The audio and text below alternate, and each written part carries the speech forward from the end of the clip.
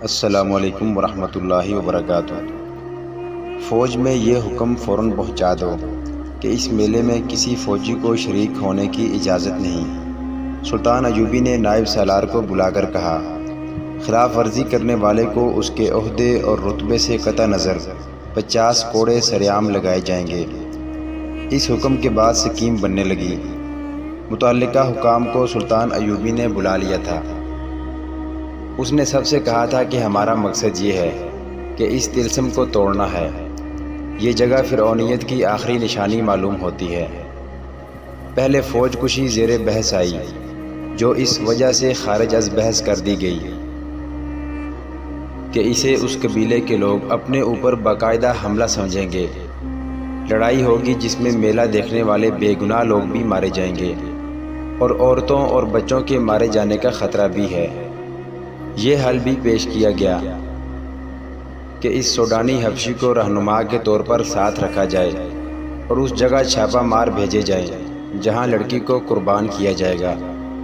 سلطان ایوبی نے حبشی کو ساتھ لے جانا پسند نہیں کیا کیونکہ دھوکے کا خطرہ تھا۔ اس وقت تک سلطان ایوبی کے حکم کے مطابق چھاپہ ماروں اور شب خون مارنے والوں کا ایک دستہ تیار کیا جا چکا تھا۔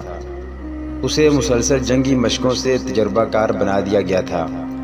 وہ جان بازوں کا دستہ تھا جنہیں جذبے کے لحاظ سے اس قدر پختہ بنا دیا گیا تھا کہ وہ اس پر فخر محسوس کرنے لگے کہ انہیں جس مہم پر بھیجا جائے گا اس سے وہ زندہ واپس نہیں آئیں گے۔ نائب سالار الناصر اور علی بن سفیان کے مشوروں سے یہ طے ہوا کہ صرف 12 چھاپہ مار اس پہاڑی جگہ کے اندر جائیں گے جہاں پروہت رہتا ہے اور لڑکی قربان کی جاتی ہے۔ حبشی کی دی ہوئی معلومات کے مطابق اس رات میلے میں زیادہ رونق ہوتی ہے کیونکہ وہ میلے کی آخری رات ہوتی ہے۔ قبیلے کے لوگوں کے سوا کسی اور کو معلوم نہیں ہوتا کہ لڑکی قربان کی جا رہی ہے۔ جسے معلوم ہوتا ہے وہ یہ نہیں جانتا کہ قربان گاہ کہاں ہے۔ ان معلومات کی روشنی میں یہ طے کیا گیا کہ 500 سپاہی میلہ دیکھنے والوں کے بھیس میں تلواروں وغیرہ سے مسلح ہو کر اس رات میلے میں موجود ہوں گے۔ ان میں سے 200 کے پاس تیر کمان ہوں گے۔ اس زمانے میں ان ہتھیاروں پر پابندی نہیں تھی۔ چھاپہ ماروں کے ذہنوں میں واضح تصور کی صورت میں وہ جگہ نقش کر دی گئی۔ وہ براہ راست حملہ نہیں کریں گے، چھاپہ ماروں کی طرح پہاڑی علاقے میں داخل ہوں گے، پہرے داروں کو خاموشی سے ختم کریں گے اور اصل جگہ پہنچ کر اس وقت حملہ کریں گے جب لڑکی قربان گاہ میں لائی جائے گی۔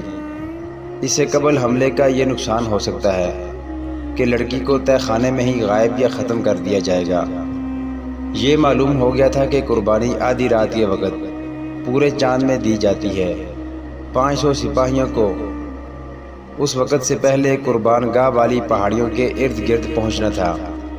چھاپہ ماروں کے لیے گھیرے میں آ جانے یا مہم ناکام ہونے کی صورت میں یہ ہدایت دی گئی کہ وہ فلیتے والا ایک آتشین تیر اوپر کو چلائیں گے۔ اس تیر کا شعلہ دیکھ کر یہ 500 نفری حملہ کر دے گی۔ اسی وقت 12 جاں باز منتخب کر لیے گئے اور اس فوج میں سے جو 2 سال پہلے نور الدین زنگی نے سلطان ایوبی کی مدد کے لیے بھیجی تھی، 500 ذہین اور بے خوف سپاہی، عہدیدار اور کماندار منتخب کر لیے گئے۔ یہ لوگ عرب سے آئے تھے۔ مصر اور سوڈان کی سیاست بازیوں اور عقائد کا ان پر کچھ اثر نہ تھا۔ وہ صرف اسلام سے آگاہ تھے اور یہی ان کا عقیدہ تھا۔ وہ ہر اس عقیدے کے خلاف اٹھ کھڑے ہوتے تھے جسے وہ غیر اسلامی سمجھتے تھے۔ انہیں بتایا گیا کہ وہ ایک باطل عقیدے کے خلاف لڑنے جا رہے ہیں اور ہو سکتا ہے انہیں اپنے سے زیادہ نفری سے مقابلہ کرنا پڑے اور لڑائی خون ریز ہو، اور یہ بھی ہو سکتا ہے کہ ان کے سامنے کوئی ٹھہر ہی نہ سکے اور بغیر لڑائی کے مہم سر ہو جائے۔ انہیں سکیم سمجھا دی گئی اور ان کے ذہنوں میں پہاڑی علاقے کا اور ان پہاڑیوں کی بلندی جو زیادہ نہیں تھی اور ان میں گھری ہوئی قربان گاہ کا تصور بٹھا دیا گیا۔ 12 جاں بازوں کو بھی ان کے ہدف کا تصور دیا گیا۔ انہیں ٹریننگ بڑی سختی سے دی گئی تھی۔ پہاڑیوں پر چڑھنا اور ریگستانوں میں دوڑنا، بھوک اور پیاس اونٹ کی طرح برداشت کرنا ان کے لیے مشکل نہیں تھا۔ قربانی کی رات کو 6 روز باقی تھے، 3 دن اور 3 راتیں چھاپہ ماروں اور 500 سپاہیوں کو مشق کرائی گئی۔ چوتھے روز چھاپہ ماروں کو اونٹوں پر روانہ کر دیا گیا۔ اونٹوں کی میانہ چال سے 1 دن اور آدھی رات کا سفر تھا۔ شتربانوں کو حکم دیا گیا تھا کہ چھاپہ ماروں کو پہاڑی علاقے سے دور جہاں وہ کہیں اتار کر واپس آ جائیں۔ 500 کے دستے کو تماشائیوں کے بھیس میں 2-2 4-4 کی ٹولیوں میں گھوڑوں اور اونٹوں پر روانہ کیا گیا۔ انہیں جانور اپنے ساتھ رکھنے تھے۔ ان کے ساتھ ان کے کماندار بھی اسی بھیس میں چلے گئے۔ میلے کی آخری رات تھی، پورا چاند ابھرتا آ رہا تھا۔ صحرا کی فضا شیشے کی طرح شفاف تھی۔ میلے میں انسانوں کے ہجوم کا کوئی شمار نہ تھا۔ کہیں نیم برہنہ لڑکیاں رقص کر رہی تھیں اور کہیں گانے والیوں نے مجمع لگا رکھا تھا۔ سب سے زیادہ بھیڑ اس چبوترے کے ارد گرد تھی جہاں لڑکیاں نیلام ہو رہی تھیں۔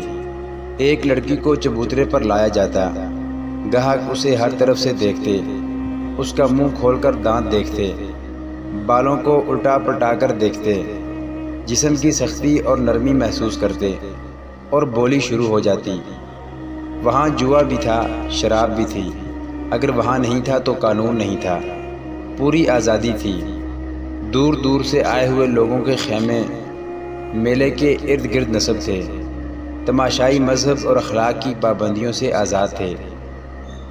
انہیں معلوم نہیں تھا کہ ان سے تھوڑی ہی دور جو پہاڑیاں ہیں ان میں ایک خوبصورت لڑکی کو ذبح کرنے کے لیے تیار کیا جا رہا ہے، اور وہاں ایک انسان دیوتا بنا ہوا ہے۔ وہ اتنا ہی جانتے تھے کہ ان پہاڑیوں میں گھرا ہوا علاقہ دیوتاؤں کا پایہ تخت ہے، جہاں جن اور بھوت پہرا دیتے ہیں، اور کوئی انسان وہاں جانے کی سوچ بھی نہیں سکتا۔ انہیں یہ بھی معلوم نہ تھا کہ ان کے درمیان اللہ کے 500 سپاہی گھوم پھر رہے ہیں، اور 12 انسان دیوتاؤں کے پایہ تخت کی حدود میں داخل ہو چکے ہیں۔ صلاح الدین ایوبی کے 12 چھاپہ ماروں کو بتایا گیا تھا کہ پہاڑیوں کے اندرونی علاقے میں داخل ہونے کا راستہ کہاں ہے، لیکن وہاں سے وہ داخل نہیں ہو سکتے تھے کیونکہ وہاں پہرے کا خطرہ تھا۔ انہیں بہت دشوار راستے سے اندر جانا تھا۔ انہیں بتایا گیا تھا کہ پہاڑیوں کے ارد گرد کوئی انسان نہیں ہوگا، مگر وہاں انسان موجود تھے، جس کا مطلب یہ تھا کہ اس حبشی نے علی بن سفیان کو غلط بتایا تھا کہ اس علاقے کے گرد کوئی پہرا نہیں ہوتا۔ پہاڑیوں کا یہ خطہ 1 میل بھی لمبا نہیں تھا اور اسی قدر چوڑا تھا۔ وہ کیونکہ تربیت یافتہ چھاپہ مار تھے، اس لیے وہ بکھر کر اور احتیاط سے آگے گئے تھے۔ ایک چھاپہ مار کو اتفاق سے ایک درخت کے قریب ایک متحرک سایہ نظر آیا۔ چھاپہ مار چھپتا اور رینگتا اس کے عقب میں چلا گیا، قریب جا کر اس پر جھپٹ پڑا، اس کی گردن بازو کے شکنجے میں لے کر خنجر کی نوک اس کے دل پر رکھ دی۔ گردن ڈھیلی چھوڑ کر اس سے پوچھا کہ تم یہاں کیا کر رہے ہو اور یہاں کس قسم کا پہرا ہے؟ وہ حبشی تھا۔ چھاپہ مار عربی بول رہا تھا جو حبشی سمجھ نہیں سکتا تھا۔ اتنے میں ایک اور چھاپہ مار آ گیا، اس نے بھی خنجر حبشی کے سینے پر رکھ دیا۔ انہوں نے اشاروں سے پوچھا تو حبشی نے اشاروں میں جواب دیا، جس سے شک ہوتا تھا کہ یہاں پہرا موجود ہے۔ اس حبشی کی شارک کاٹ دی گئی اور چھاپہ مار اور زیادہ محتاط ہو کر آگے بڑھے۔ یکلخت جنگل آ گیا، آگے پہاڑی تھی، چاند اوپر اٹھتا آ رہا تھا، لیکن درختوں اور پہاڑیوں نے اندھیرا کر رکھا تھا۔ وہ پہاڑی پر ایک دوسرے سے ذرا دور اوپر چڑھتے گئے۔ اندر کے علاقے میں جہاں لڑکی کو پروہت کے حوالے کیا گیا تھا، کوئی اور ہی سرگرمی تھی۔ پتھر کے چہرے کے سامنے چبوترے پر ایک قالین بچھا ہوا تھا، اس پر چوڑے پھل والی تلوار رکھی تھی۔ اس کے قریب ایک چوڑا برتن رکھا تھا اور قالین پر پھول بکھرے ہوئے تھے۔ اس کے قریب آگ جل رہی تھی۔ چبوترے کے چاروں کناروں پر دیے جلا کے چراغاں کیا گیا تھا۔ وہاں 4 لڑکیاں گھوم پھر رہی تھیں۔ ان کا لباس 2 چوڑے پتے تھے اور باقی جسم برہنہ۔ 4 حبشی تھے جنہوں نے کندھوں سے ٹخنوں تک سفید چادریں لپیٹ رکھی تھیں۔ ارارہ تہ خانے میں پروہت کے ساتھ تھی۔ پروہت اس کے بالوں سے کھیل رہا تھا اور وہ مخمور آواز میں کہہ رہی تھی میں انگوک کی ماں ہوں، تم انگوک کے باپ ہو۔ میرے بیٹے مصر اور سوڈان کے بادشاہ بنیں گے، میرا خون انہیں پلا دو۔ میرے لمبے لمبے سنہری بال ان کے گھروں میں رکھ دو۔ تم مجھ سے دور کیوں ہٹ کے ہو، میرے قریب آؤ۔ پروہت اس کے جسم پر تیل کی طرح کوئی چیز ملنے لگا۔ انگوک غالباً اس قبیلے کا نام تھا۔ ایک عربی لڑکی کو نشے کے خمار نے اس قبیلے کی ماں اور پروہت کی بیوی بنا دیا تھا۔ وہ قربان ہونے کے لیے تیار ہو گئی تھی۔ پروہت آخری رسوم پوری کر رہا تھا۔ 12 چھاپا مار رات کے کیڑوں کی طرح رینگتے ہوئے پہاڑیوں پر چڑھتے اترتے اور ٹھوکریں کھاتے آ رہے تھے۔ بہت ہی دشوار گزار علاقہ تھا، بیشتر جھاڑیاں خاردار تھیں۔ چاند سر پر آ گیا تھا۔ انہیں درختوں میں سے روشنی کی کرنیں دکھائی دینے لگیں۔ ان کرنوں میں انہیں ایک حبشی کھڑا نظر آیا، جس کے ہاتھ میں برچھی اور دوسرے ہاتھ میں لمبوتری ڈھال تھی۔ وہ بھی دیوتاؤں کے پایہ تخت کا پہرے دار تھا۔ اسے خاموشی سے مارنا ضروری تھا۔ وہ ایسی جگہ کھڑا تھا جہاں اس پر عقب سے حملہ نہیں کیا جا سکتا تھا۔ آمنے سامنے کا مقابلہ موزوں نہیں تھا۔ ایک چھاپا مار جھاڑیوں میں چھپ کر بیٹھ گیا۔ دوسرے نے اس کے سامنے ایک پتھر پھینکا، جس نے گر کر اور لڑک کر آواز پیدا کی۔ حبشی بدگا اور اس طرف آیا۔ وہ جوں ہی جھاڑی میں چھپے ہوئے چھاپا مار کے سامنے آیا، اس کی گردن ایک بازو کے شکنجے میں آ گئی اور ایک خنجر اس کے دل میں اتر گیا۔ چھاپا مار کچھ دیر وہاں رکے اور احتیاط سے آگے چل پڑے۔ محترم ناظرین، صلاح الدین ایوبی کی زندگی کے واقعات پر مشتمل سیریز دیکھنے کے لیے چینل کو سبسکرائب ضرور کر لیں۔ گزشتہ اقساط دیکھنے کے لیے چینل پر پلے لسٹ کا وزٹ کریں۔ ویڈیو کو لائک اور شیئر ضرور کیجیے۔ کمنٹ باکس میں اللہ اکبر ضرور ٹائپ کریں۔ اللہ آپ کا حامی و ناصر ہو۔